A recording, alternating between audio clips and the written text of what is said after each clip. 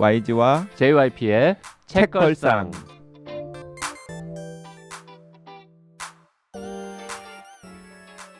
책에 관한 걸쭉하고 상큼한 이야기. YG와 JYP의 책걸상이 찾아왔습니다. YG 강량구입니다. JYP 박재영입니다. HB 김원비입니다. 네, 그리고 지난 시간에 이어서 보건복지부 국립정신건강센터 노인정신과의 임선진 선생님도 함께하고 계십니다. 안녕하세요. 네, 또 왔습니다. 네. 네. 임선진 선생님은 뭔가 좋은 책 한 권 쓰실 생각은 없으십니까? 그런 꿈이 있습니다. 근데 책 쓰는 게 쉽지가 않더라고요. 그래서 네, 먼 훗날이 되지 않을까 생각하고 있습니다. 네. 그러면 책이 안 나오고요. 네. 어디에 연재를 하셔야 됩니다. 아, 그렇군요. 네. 네, 네. 일단 저 출판 기획자이기도 한 JYP하고 따로 나중에 한번 미팅을 한번 하시죠. 네. 아, 네. 근데 JYP가 출판 기획은 열심히 하는데 빵 터트린 책이 별로 없습니다. 네. 근데 선생님이 약간 네. 선생님 약간 어떤 책 쓰고 싶으세요? 저는요. 네. 저는 아주 동화책을 써보고 싶습니다. 아니, 그러면 진짜 JYP는 최악입니다. 아, 그렇습니까? 네. 왜냐하면 JYP는 피노키오를 모릅니다. 네. 네. 피노키오를 몰라. 피노키오를 안 읽었지 그냥. 제페토 할아버지도 모르고요. 아, 네. 네, 그리고 나의 라임 오렌지 나무. 네. 그게 무슨 책이냐고 물어봅니다. 아니 근데 동화 쓰고 싶다고 했을 뿐인데 되게 고자질하고 있어요. 옆에서 신났어 되게 그러니까 절대로. 아 선생님 동화책 쓰고 싶으신 거구나. 네. 저 사실은 동화책 읽는 것도 좋아하고요. 네. 그래서 재밌을 것 같습니다. 네. 네. 그 동화 읽어주는 네. 정신과 의사로 유튜브 같은 거 한번 해보시면 어떨까요? 아우, 재밌겠네요. 네. 유튜브를 근데 저희 병원이 공무원 병원이라서 겸직이 안 돼가지고요. 네. 유튜브도 유튜브는 그 뭔가 이렇게 직장을 그만두고 하고 뭐 돈 받고 이런 게 아니거든요. 아, 그런가요? 네, 전 뭐 이렇게 유튜브를 하면 돈이 생기는 줄 알았죠. 아니, 네. 그 돈은 생기는데 본인 주머니로만 안 들어가면 됩니다. 아, 맞습니다. 네, 그러니까 그러면 괜찮습니다. 네. JYP는 제주는 임선진 선생님이 넘고 돈은 자기 혹은 청년의사가 벌어보겠다라고 하는. 네. 지금 약간 눈이 반짝였어. 저희 지금 제작사 입장에서 제작자 입장에서. 아 근데 선생님 오늘 뵈니까 지난번에 뵈니까 너무 아껴둘 수 없는 분이시네요. 좋습니다. 그 기획 좋네요, 진짜. 동화 구연도 됩니까 혹시? 잘하실 것 같아요. 동안 구연은 뭐 집에 아이가 있으면 다 하시는 거니까요, 그렇죠? 괜찮다. 이거 그런 거예요. 술 어느 정도 해요? 그러면 저 주량은 잘 모르는데요. 뭐 이런 거. 네. 아니 뭐 기본 한 소주 한 2병은 마시는 거 아닙니까? 아니 뭐 이런. 취할 때까지 마셔본 적이 없어서 뭐 이런 거. 자 오늘 녹음 빨리 끝내고 저 얘기 좀 해봐야 돼요. 진짜 그거 괜찮다. 동화책 읽어주는 정신과 전문의. 네. 자 댓글 소개 몇 개만 하죠. 최땡땡땡땡님 고막남친 애송시 USB 당연히 삽니다. 번호표 주세요. 예약 판매하시죠? 네. 네, 세바국님도 USB 얼마면 되나요? 책걸상 로고 들어간 USB면 시대엔 살짝 뒤떨어져도 당연히 소장해야죠. 커피조아님께서는 고막남친이라는 단어를 제가 사용한 건 아니지만 폰비님을 불편하게 하였다면 정중히 사과드립니다. 하지만 시는 잘 모르지만 JYP님의 신앙성은 정말 좋았습니다. 그러니까 커피조아님도 고막남친이라는 표현은 사죄하지만 그런 거 있잖아요. 제가 제안했잖아요. 그거 우리 수익사업 하자고. 좋아하시는 분들 많으니까 JYP 애송시 30선 낭독 USB 만들어가지고 그거 팔자고. 그리고 사죄하실 필요 없어요. 저 절대 불편하지 않았고요. 실물 남친보다 그때 아니 그냥 불편하다 그랬잖아. 제가 그때 불편하다고 했나요? 빵 터졌는데 그 표현에. 근데 저는 진짜 실물 남친보다는 고막 남친이 훨씬 좋다고 생각합니다. 진짜 JYP 할 생각 없습니까? 제 주변에 가까운 지인 한 명이 제가 이 책걸상에서 신앙송 하나 한 거를 어디서 딴 사람한테 전해 듣고 듣지는 않고 그냥 이야기만 듣고 저한테 신앙송도 하냐? 정말 별짓 다 하는구나. 근데 자질 있으신 것 같아요. 신앙송에. 네, 생각해 보세요. 또 하면 또 다 한다. 그치. 열심히. 그치. 자, 이번 방송 이번 주에는요. 국립정신건강센터 제작 지원으로 결국 세금으로 만들어지는 공영방송이다. 다시 한번 말씀드리고요. 10월 10일이 정신건강의 날이고 이번 주가 정신건강 주간이라서 특집 방송 마련하고 있습니다.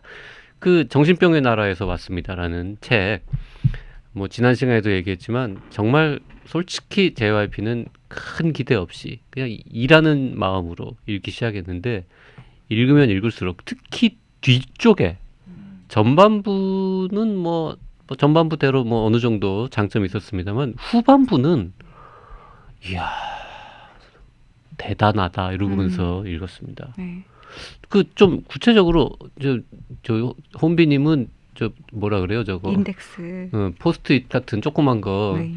수많은 곳에 지금 붙여놨는데 어떤 부분이 좋았는지 좀 알려주시죠. 그러니까 일단 좋았던 포인트들이 너무 여러 가지여서 근데 일단 너무 문학적인 글을 쓰시는 분이세요. 되게 시적이세요. 제가 지난번에 율라비스 면역에 관하여가 잠깐 떠올랐었던 이유도 그 객관적이면서 문학적이기 되게 힘들고 되게 문학적이면서 객관적이기 너무 힘든데 그걸 다 하시더라고요, 이분이. 그래서 이게 정신병 질환을 갖고 계신 분이나 그 주변 분들이 아니더라도 리다님이 예를 들면 뭐 기억하는 자, 기록하는 자 같은 파트에서 이제 인간의 기억에 대해서 그리고 인간이 기록하는 것에 대해서 쭉 쓰신 게 있는데 그런 건 그냥 읽으셔도 기억과 기록에 대한 이런 아름다운 글들 너무 동감할 수 있는 부분들도 많고 그래서 저는 사실은 지금 YG님이 바로 제 옆에 있는데 그냥 다 줄을 쳤어요. 이 페이지에 나중에는 인덱스도 안 붙였어요. 너무 줄칠 곳이 많아서 그리고 굉장히 이제 어떻게 보면 어둡고 안타까운 이야기들인데 곳곳에 의외의 또 유머 맞아요. 있어요. 코드가 네. 빛을 발하기도 하죠. 그러니까 만나서 이제 지인으로 지내면 굉장히 주변 사람들을 유쾌하게 하시는 분일 것 같다는 생각이 들어요. 이제 그래서 자조 모임 같은 것도 꾸릴 수 있는 상황이 되었겠죠.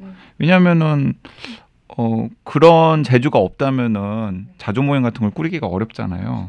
그러니까 자조 모임이 저는 그냥 쉽게 생각했을 때 좀 위험할 수도 있겠다라는 생각을 했었는데 리다님 같은 분이 어쨌든 중심을 잡아주는 자조 모임이면 그리고 거기 계신 많은 분들이 이것도 저희가 리다님 책을 저희라기보다 제가 리다님 책을 읽기 전까지 너무 피상적으로 생각한 게 아닐까. 아마 다들 이런 자기 병증에 대해서 혹은 타인의 병증에 대해서 이렇게 객관적으로 굉장히 탐구하시는 분들일 수 있겠고 그리고 그런 분들이 하는 자조 모임이 되게 좋을 것 같더라고요. 네. 이 책이 이제 23개의 꼭지로 이루어져 있는데 제가 9장까지는 줄 안 치고 그냥 읽었습니다. 근데 처음으로 이제 그 형광펜을 꺼내가지고 줄을 치기 시작한 챕터가 이제 10장이고요. 정신과 의사와 대화하는 법. 10장 이후부터 끝장까지는 거의 모든 챕터에 곳곳에 줄을 치면서 저도 읽었는데 10장이 정신과 의사와 대화하는 법입니다. 그러니까 초심 환자들이 정신과 의사를 만나러 갈 때 미리 요런 이야기를 준비하고 가서 그 짧은 시간을 효율적으로 써라. 근데 뭐 이거 무지하게 훌륭한 이게 사실은 다른 과 의사를 만나러 갈 때도 마찬가지이기 네. 때문에 자 정신과 의사랑 대화하는 법이라는 챕터 그 부분을 정작 정신과에서는 어떻게 읽으셨는지요? 궁금해요. 되게 현실적이라고 느꼈고요. 네. 네. 이게 뭐 정말 이렇게 뜬구름 잡는 얘기 그런 게 아니고 정말로 환자분께서 정신과에 와서 의사를 만났을 때 뭐 가지는 첫 번째 그런 마음이라든지 마음은 어떠하였는데 사실 대해보니 어떠하였고 그래서 이 사람들하고 내가 효율적인 관계를 맺기 위해서는 어떤 생각을 가지고 어떻게 접근해야겠다라는 굉장히 실제적인 뭔가 조언이 담겨 있었던 것 같아요. 네. 선생님께 여쭤보고 싶었던 네네. 게 이 리다님 책뿐만 아니라 그 정신병에 관련된 책들을 읽으면 이제 많이 경험해 보신 분들이 이제 약간 입을 모아서 하는 이야기가 상담에 기대하고 가지 말고 다정한 이해 같은 거 바라지 말고 약 잘 지어주시는 선생님이 최고다. 그리고 이제 약을 이제 약을 짓는 과정에서 이제 설명 잘 해주고 이제 서로 피드백이 오갈 수 있는 선생님이 최고다. 이제 이런 이야기들이 되게 많았어요. 선생님 생각하시기에는 어떤 거 같아요? 그런 내용이 책에도 있더라고요. 네. 네, 책에도 있는데 그게 일부 맞는 얘기기도 하고요.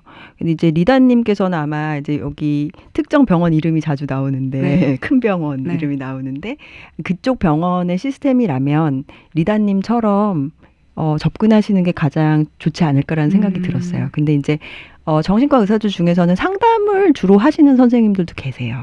예.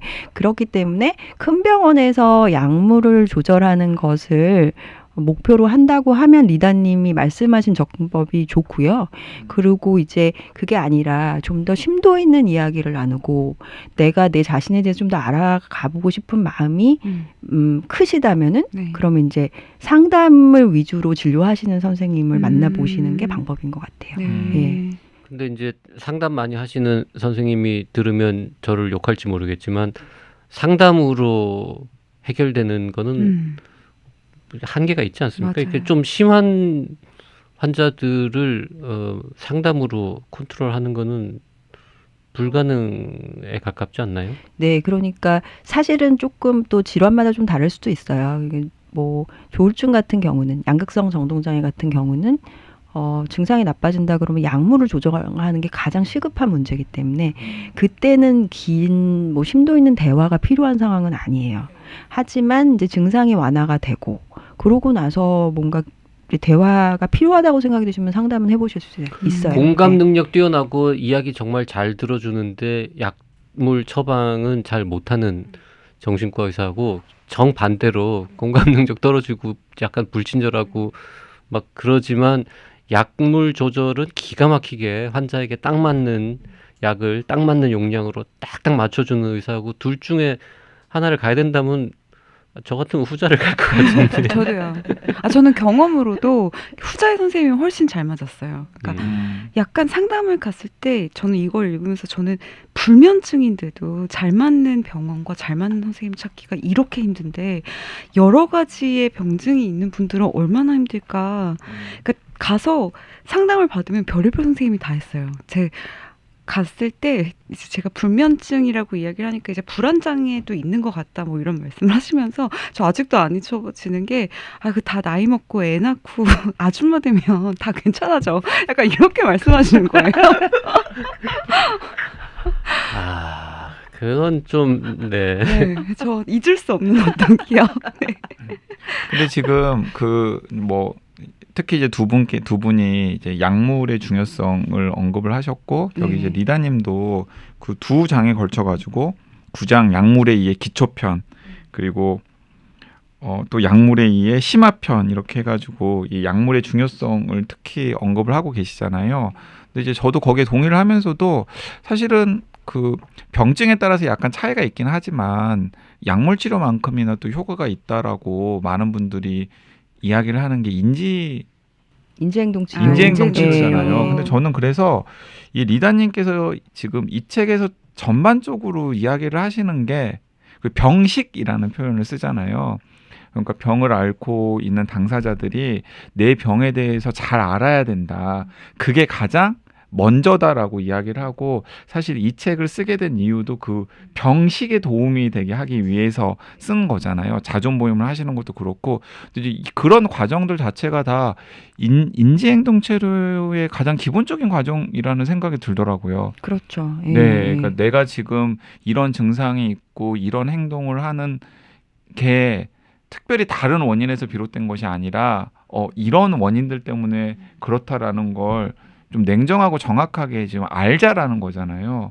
이제 그런 점에서 저는 이 책을 읽는 것 자체가 어떤 정신질환을 가지시는 분들에게는 치료의 과정일 수도 있겠다라는 생각도 저는 읽으면서 좀 했어요. 그 인지행동 치료에 관한 내용은 책에 거의 없죠. 안 없죠. 나왔는데 거의 안 나왔죠. 그러니까 제가 이제 덧붙여가지고 근데 말씀드리는 인지행동 겁니다. 치료가 유용한 그 진단명은 이제 뭐 불면증이나 뭐 불안장애. 강박장애나 뭐 네. 이렇게 네. 몇 개 좀 정해져 있지 않습니까? 네, 네, 우울증, 불안장애, 네. 뭐 강박증도 하고요, 저희가.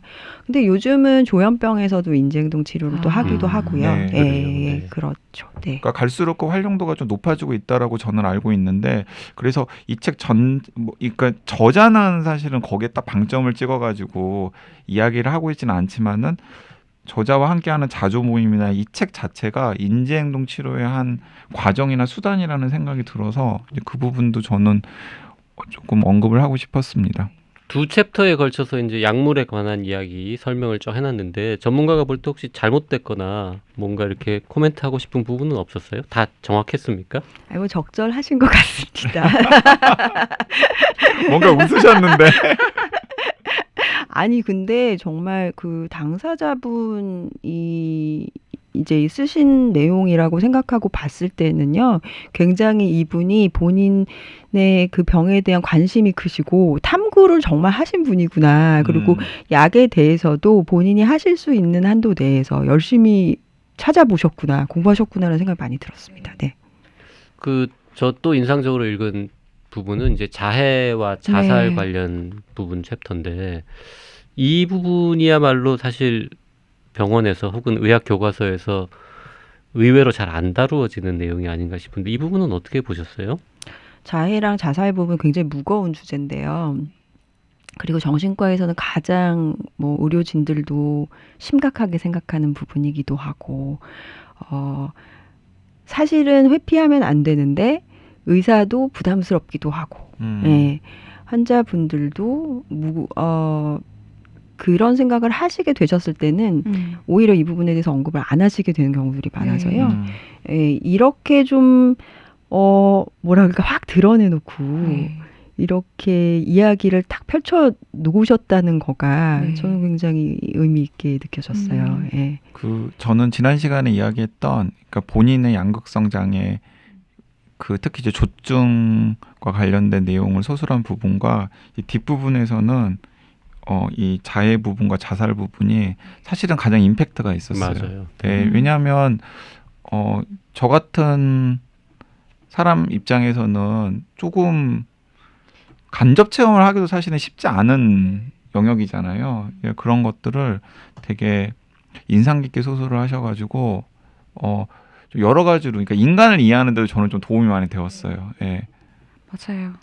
그러니까 자살 자해를 되게 납작하게 생각하고 넘어가는 게 있잖아요. 뭐 자살 얼마나 힘들었으면 죽었겠어. 뭐 자해 얼마나 힘들면 자기 몸에 저 아픔을. 근데 그렇게 납작하게 볼 게 절대 아니라는 걸 머리로는 알고 있었지만 어떻게 이해해야 될지 몰랐는데 여기서 이제 자해가 어떤 식으로 진행이 되고 왜 하는지 같은 것들을 저도 뭔가 약간 지식의 확장 그리고 감각의 확장 이해의 확장이 있었던 파트였고 그런 의미에서 뒤에 그 섬연애라고 나오잖아요. 네.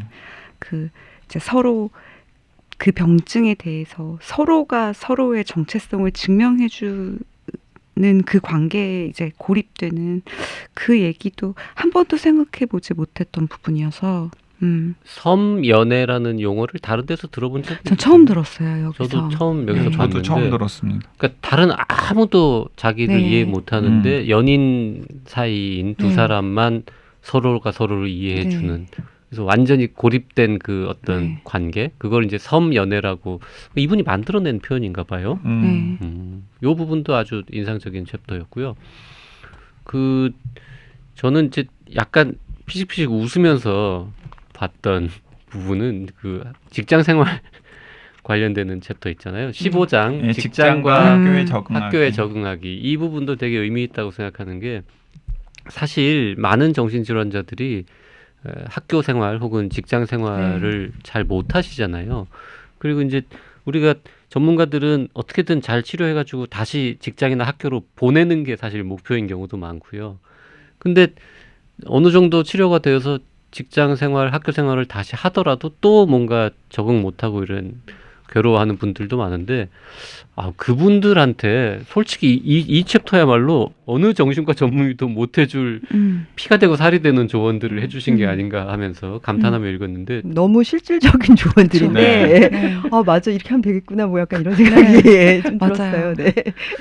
그 환자 아닌 네. 그냥 그 사회생활 처음 시작하는 사람도 직장생활 이렇게 하는 맞아요. 게 도움이 돼요. 도움이 돼요. 사실 그 직장생활 시작하면 좀 그런 거 그렇죠. 예. 어버버 하니까.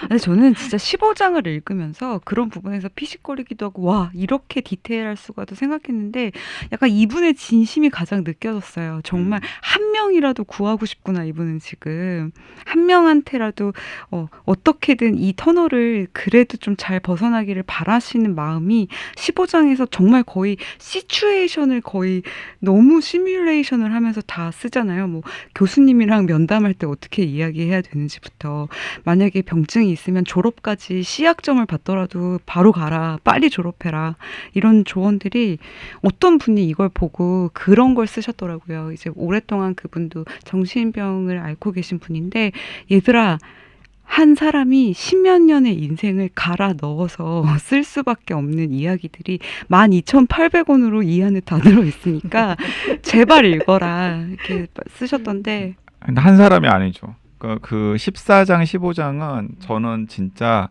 그 뭐 수천 건의 사연과 그리고 자존 모임에서 상담하고 서로 대화를 나눴던 내용들이 약간 집약되어 있는 부분이라는 생각이 들어요.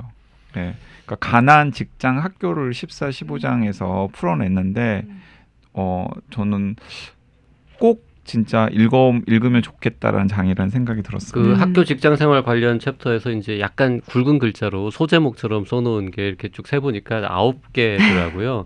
그래서 저 읽으면서 이거 하나만 더 만들어서 이렇게 10개명 같은 걸로 이렇게 따로 정리해도 좋았을 것 같다는 생각을 했는데 뭐 예를 들면은 이런 거죠. 이 직장 구했다고 해서 이사하지 마라.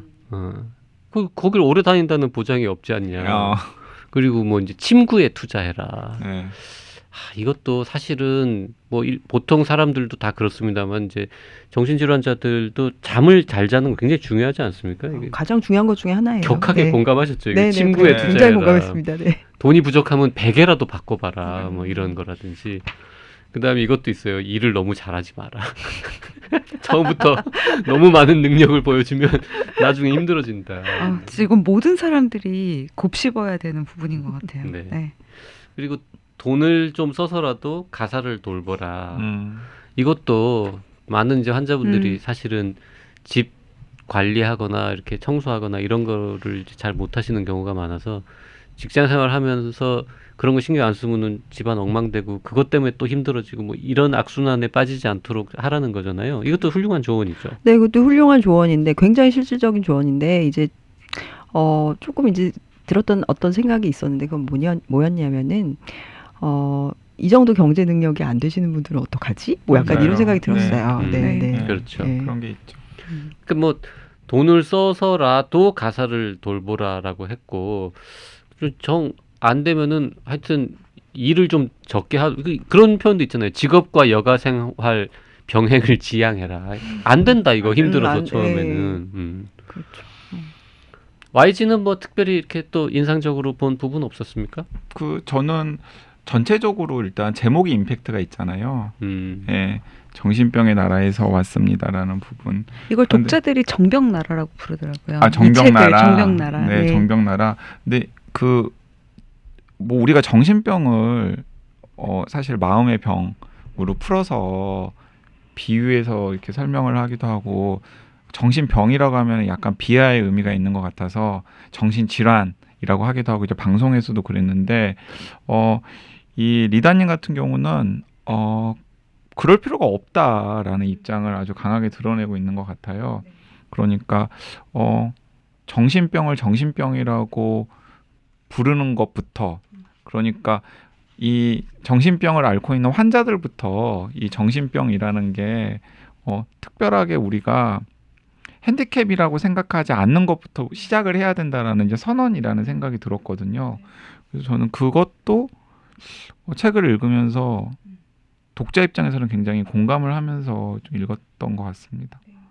그러니까 프롤로그에서부터 아예 정병러라는 말이 사람들은 뭔가 멸칭이라고 생각하지만 그 정체성을 표현할 수 있는 단어를 찾았을 때 되게 반가웠다라는 이야기를 쓰시잖아요. 그러니까 그만큼 표현할 언어가 너무 부족한, 사실 저는 이걸 읽으면서 이 이해받지 못함, 사람들한테 설명할 수 없음, 이것에 대한 답답함이 정말 너무 고통스러울 것 같다는 생각을 많이 해서 이 책의 참 훌륭한 미덕 중에 하나는 아까 혼비님도 잠깐 말씀하셨지만 문장이 이게 기가 막힌 부분이 꽤 많아요.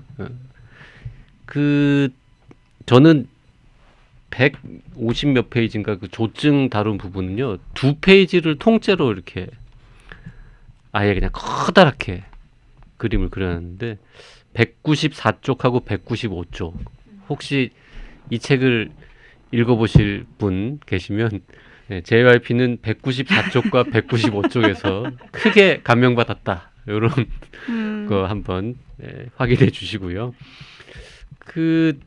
우울증 이제 이분이 아무래도 이제 저자가 그 양극성 장애를 알았기 때문에 그 부분 또 우울증 관련 부분을 더 잘 쓰신 것 같은 느낌도 드는데 여기도 줄쳐져 있네요. 중증 우울증 환자들은 미래에 대한 고민은 추상적으로, 과거에 대한 고민은 구체적으로, 그리고 현재의 고민은 회피하며 시간을 보낸다. 이 말은 전문가로서 100% 동의하시죠? 네, 그런 것 같은데. 그런 대목들이 굉장히 많아요. 네. 이게 미처 제가 생각하지 못했던 것을 또 이렇게 정말 딱 마음에 와닿게 딱 쓰시는 능력이 있으신 분이신 것 같아요. 이런 대목은 앞으로 이제 다른 환자 볼 때 이거 써먹을 수도 있을 것 같지 않습니까? 우울증 환자는 이렇습니다라고. 그러면 환자들이 네. 지금 환자분이 미래에 대한 고민은 그렇게 추상적으로 하면서 왜 과거에 대한 고민은 그렇게 구체적으로 하세요? 이렇게 이제 정신과 의사가 써먹을 만한 멘트를 그러게 말입니다. 당사자가 이렇게 알려줬어요. 네. 현재 고민을 회피하며 시간을 보내는 건 저도 해당되는 일이긴 한데 이 책은 어떤 사람들이 읽으면 더 좋을지에 대한 얘기를 좀 나눠볼까요? 이 책은 일단 그 당사자분들이 읽으시면 많은 공감을 누군가에게 받고 있구나라는 느낌을 받으실 것 같고요. 그 다음에 옆에서 그분을 보고 계신 주변인들, 보호자분들, 가족분들이 보시는 것도 이게 왜냐하면은 우리 가족이 겪고 있는 일이다라는 거를 생생하게 느낄 수 있기 때문에 좋을 것 같아요. 그리고 아까도 말씀드렸지만은 의료진들한테도 상당히 도움이 되는 책인 것 같아요. 환자분들 더 잘 이해할 수 있고 그분들이 가지고 계신 이 여러 가지 상황들, 우리는 보지 못하지만 안에서 일어나고 있는 정말 여러 가지 상황들, 그런 것들을 조금 더 공감할 수 있게끔 도와주는 것 같습니다. 네. 저 같은 사람은 진짜 저 같은 일반 시민들, 그 정신질환과 크게 접점이 없고, 그리고 또 뭐 가족 중에 정신질환자가 있는 것도 아니지만은 뭔가 뉴스로만 접하거나 아니면 드라마나 영화에서만 이제 그런 분들을 접하는 시민들도 이 책을 읽으면은 우리가 이제 막연하게 타자라고 생각했던 사람들에 대한 이해도가 더 깊어지고, 그게 사실은 자신에 대한 이해로도 연결이 될 수 있지 않을까라는 생각이 들어요. 이제 왜냐하면은 질환의 범주에는 들어가지 않지만은 이 책을 읽다 보면은 어느 순간에는 나도 이런 대목들도 읽다 보면 분명히 있거든요. 그러니까 이게 타자에 대해서 이해를 하려고 읽다가 보면은 자기 자신에 대해서도 이해가 깊어지는 경험을 할 수도 있으리라고 생각합니다. 자, 이번 주에는 정신건강 주간을 맞이해서 저희가 특집 방송을 했는데 이 책을 읽으면서 사실 뭐 저도 의사고 사실 그 정신건강의 날 아주 한 20여 년 전에 처음 만들어질 때도 약간 관여했었고 뭐 이랬었거든요. 90년대 중반에. 그러면서 여러 가지 이제 노력들 하는 분들도 많이 알고 뭐 저도 약간 숟가락 얹기도 했는데 리단님보다 더 정신질환에 대한 어떤 인식 개선, 정보 제공에 기여한 사람이 과거에 수많은 전문가들 중에 누가 있었던가 이런 생각을 할 정도로 이 책은 하여튼 굉장한 의미가 있는 책이 아닌가 싶고 민음사에 잘 얘기해가지고 어디 저 다른 언어로도 좀 번역해서 맞아요. 진짜 수출도 할 수 있지 않을까 네. 싶기도 하고. 수출. 네. 네. 근데 진짜 필요한 것 같아요. 음. 네. 그 센터에서 좀 모셔가지고 아까 그 의료진한테 강의 한번 네네. 부탁해보자라는 얘기를 했었는데 강의원만 부탁할 게 아니라 무슨 저 감사패라든지 네. 센터장님 이름으로 네네네. 그런 걸 좀 해야 될 것 같은. 마침 이번 주가 주간이니까 그 국립정신건강센터에서 표창 주고 뭐 이런 것도 하죠. 네, 하죠. 네. 보건복지부에서도 뭐 이렇게 상 주고 이런 네. 거 해요? 네, 주시죠. 네. 그 올해는 뭐 다 결정 났을 거니까 그럼 내년도 내년 10월달에 네. 있는데. 그 리다님께서 이 책도 더 팔리고 열심히 활동을 하셔야겠네요. 음. 그래야 이제 내년에 이 주간에 뭔가 수상을 하실 수 있지 않을까라는 생각이 들고. 자문위원이니까 좀 힘쓸 수 없어요? 저는 이제 그 미래전략과 관련해서 자문위원을 하기 때문에 이런 그 현재 그 집행과 관련해서는 제가 힘을 쓸 수가 없거든요. 센터장님이 방송 듣고 계시면 네, 센터장님께서 좀 힘을 써주시면 좋지 않을까 생각이 들었는데, 근데 그러면서 저는 그 이어가지고 이런 생각도 들었는데, 환경부 산하의 환경보전협회라는 곳이 있어요. 이제 그곳에서는 무엇을 하냐면 올해의 환경책 같은 걸 선정해가지고 이렇게 그 딱지 같은 것도 좀 붙이고 예산을 조금 들여가지고 약간 사서 좀 뿌리기도 하고 이런 일들을 하거든요.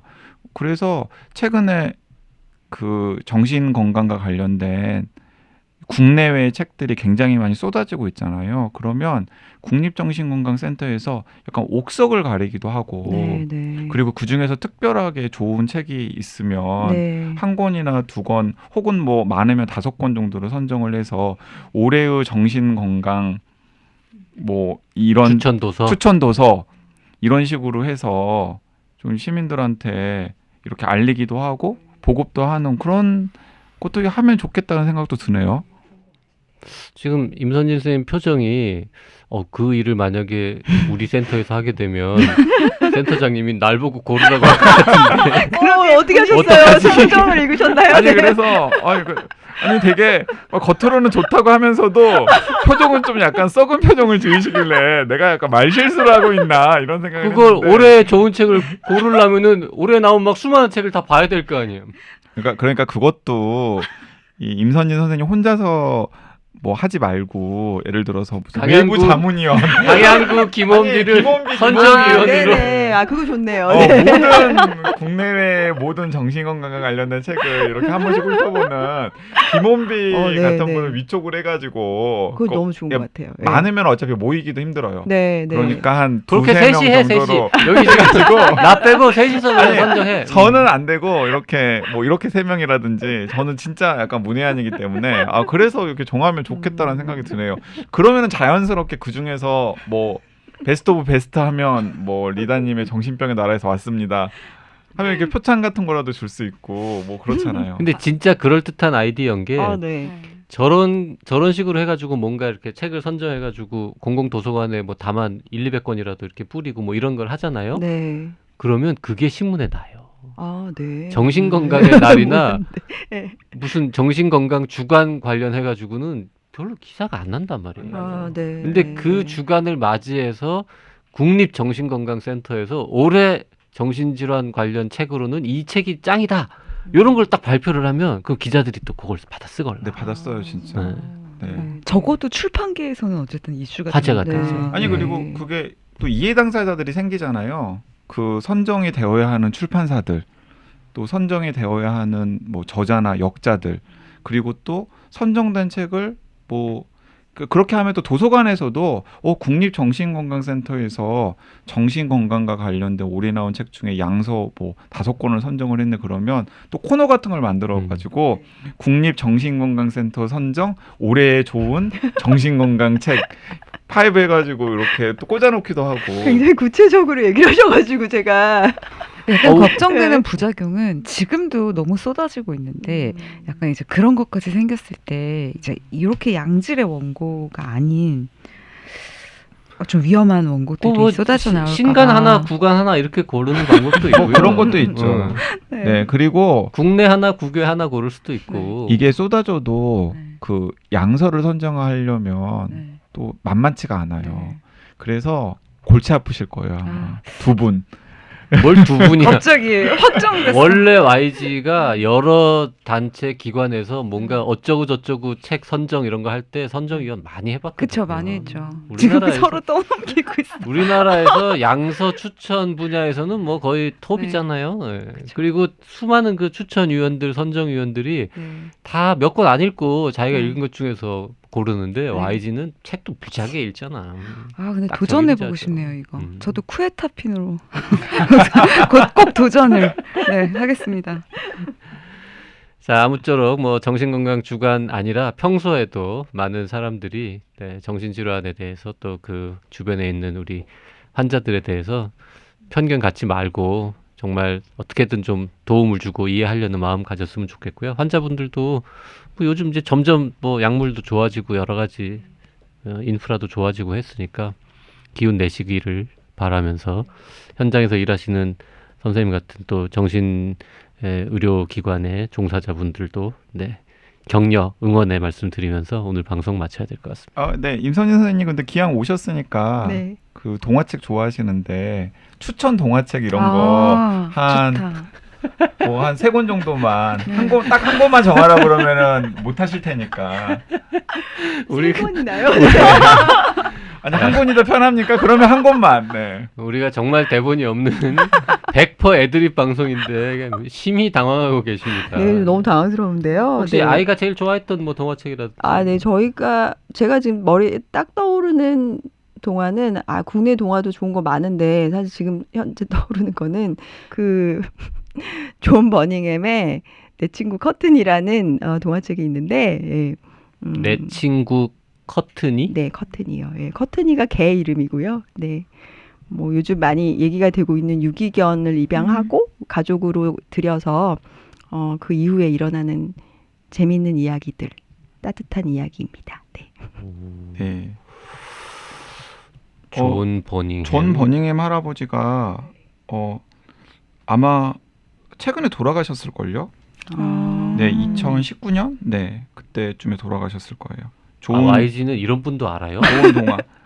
네, 알죠. 제가 동화 정말 좋아하잖아요. 책을 많이 읽으시는 그리고 거예요. 거기에다가 대단하다, 지금 진짜. 혼비님이나 JYP가 그 저랑 이렇게 넘사벽 부분이 있는 게 뭐냐면 두 분은 육아를 해본 적이 없잖아요. 육아를 하면은 그 관심이 없었던 그림책에 조금 관심을 가지고 네, 네, 맞아요. 읽어줘야 되거든요. 그러니까 그런 게 있기 때문에 네 그렇죠. 네, 그럼요. 네. 네. 그렇군요. 네. 역시 YG는 모르는 게 없어. 근데 얘가 커서 그 좀 관심이 식으면 점점 그림책이랑 멀어지죠. 네. 네, 그럼 이제 애니메이션이랑 가까워지죠. 네. 존 버닝햄이라는 분은 되게 유명한 사람이군요. 1937년생이시고 그렇죠. 진짜 오. 몇 년 전에 돌아가셨죠. 최근에. 네. 제가 보고 있는 페이지에는 돌아가셨다는 얘기는 없지만 하여튼 내 친구 커튼이라는 우리나라의 한글판은 2000년에 나온 꽤 오래된 동화책이네요. 네. 네. 연식이 좀 되시는군요, 선생님. 네, 그렇습니다. 네. 자, 오늘 특집으로 넷이서 진행해 봤는데요. 네. 다음번에도 또 기회 되면은 한번 모시고 싶을 만큼 네, 정말 아주 네. 방송 체질이십니다. 아니 그리고 감사합니다. 1년에 네. 한 번은 이제 나오셔야 돼요. 왜냐하면 주간마다? 올해 정신건강 양서를 선정을 하신 다음에 그걸 소개를 하시러 나오셔야 되기 때문에 아마 이렇게 왜 이 책을 선정했는지 선정 이후부터 시작해서 이런 걸 다 얘기를 하시지 않을까. 자, 그럼 2022년 10월 달에 다시 뵙도록 하겠습니다. 네. 지금까지 임선진 선생님 함께 해주셔서 고맙습니다. 다음 주에 다시 오겠습니다. 고맙습니다. 감사합니다. 감사합니다.